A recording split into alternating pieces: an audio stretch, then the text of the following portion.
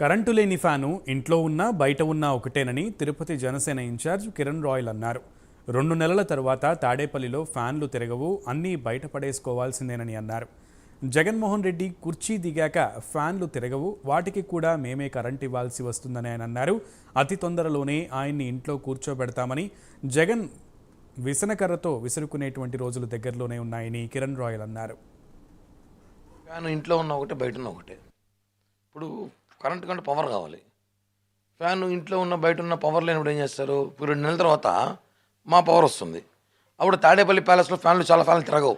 ఎందుకు? జగన్మోహన్ రెడ్డి గారు సీఎం కుర్చీ దిగేసిన తర్వాత ఆయన ఉన్న ఇంట్లో కుర్చీల పైన ఫ్యాన్ కూడా తిరగదు. అప్పుడు దానికి కూడా పవర్ మేమే ఇవ్వాలి.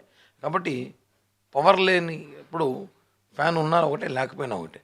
అంతేగాని ఓడిపోతున్నామని చెప్పే ఆతృతలో, భయంతో జగన్మోహన్ రెడ్డి గారు ఏదంటే అది మాట్లాడుతున్నారు. అసలు ఆయన మాట్లాడే సింక్ అసలు అర్థముంది అసలు? ఫ్యాన్ ఇంట్లో ఉండాలంట, కాబట్టి ఆయన ఇంట్లోనే కూర్చోబెడతాం. చల్లగా ఫ్యాన్ వేసుకొని కూర్చోమని చెప్పండి. ఆ ఫ్యాన్ కూడా తిరగనీయకుండా మేము పవర్ ఇవ్వం, కాబట్టి ఫ్యాన్ కూడా ఉండదు. ఆయన ఇసునకర్రతో ఇసురుకోసం